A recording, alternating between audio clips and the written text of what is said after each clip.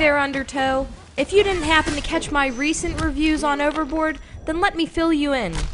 I thought it would be awesome if myself and a few others here at CGR brought you a week filled with different horror and zombie games due to the release of Dead Island.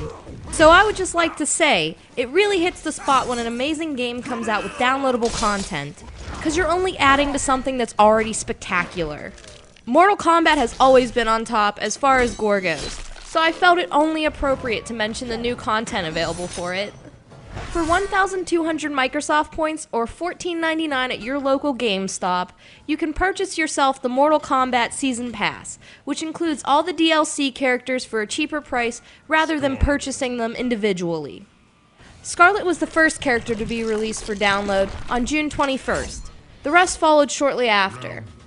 This content has 4 characters total that you can get so far. Again, you have Scarlet, who is said to have first been noticed due to a glitch in Mortal Kombat 2. This is where Katana and other female characters' palettes would swap colors and appear to be wearing red. You can notice on Scarlet that she's been given 2 Kodachi swords and 4 kunai attached to her thigh. She uses these in her combos you'll go through, along with her killer fatalities. Now Scarlet really brings the gore more than Melina, I'd say. According to her fatality bio, she was a fan of Elizabeth Bathory. And this lady was an evil ruler who was said to have bathed in her victims' bloods to retain her youth. Well, this can almost be true about Scarlet. Really, I mean it. Before you know it, this woman's ripping the loser open and letting their guts and blood fall all on her. Just a more modern way of doing it, really. Forget bloodbath, she's taking a shower in it. Now the next 2 characters to come out were Kenshi the Blind Swordsman and Rain. Can I just say that Rain is my new favorite? He's a similar character as far as his dress to that of Scorpion and Sub-Zero, but his specialty, obviously, deals with water. He really does some of the most entertaining moves, from squirting water out of his hand at the opponent to using his powers to summon lightning. Now his first fatality has become my new favorite in the whole game. Rain uses his abilities to form a water bubble on the opponent's head, and it swells up where they can't even breathe.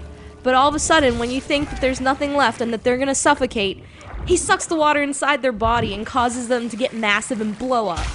And I really feel that's the most entertaining fatality I've seen yet to date.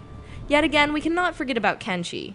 I find Kenshi to actually be a little bit boring to play as sometimes, but other times when I'm on a roll with him, I find him very interesting because he uses his mind powers to beat the living crap out of the enemy. And for those of you who don't know the backstory on him, he's a blind swordsman due to a betrayal done by Shang Tsung. Now last but not least, the biggest reason why this DLC fits into the whole zombie and horror game week theme, Freddy Krueger. Now Freddy was available for download August 9th, and I have to say, I was so excited for him. Not only were the Nightmare on Elm Street movies one of my favorites growing up, but still to this day, they're exciting to watch. However, Freddy in this game is not the Robert Englund version, but he still packs a punch, especially with the extra claw that they gave him. As a game design student myself, animation can be very tedious and time consuming. So I feel they actually gave him the second claw due to it being easier to cycle out animations that they already had.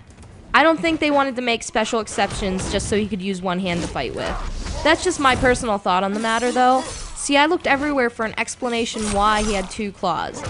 Obviously I ended up unsuccessful, but these are all just thoughts on the matter though. Now he throws some moves that are very exciting here and there, like when he teleports in a tunnel of fire and then throws claws at the enemy.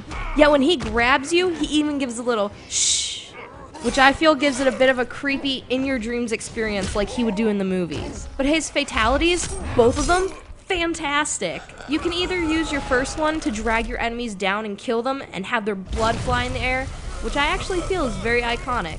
Or you can send them right into Freddy's worst nightmare, a furnace. No matter which one of the characters you choose to use if you get this DLC, you'll probably still end up rotating between all of them and your original faves from this game. I know I can't get enough of the characters.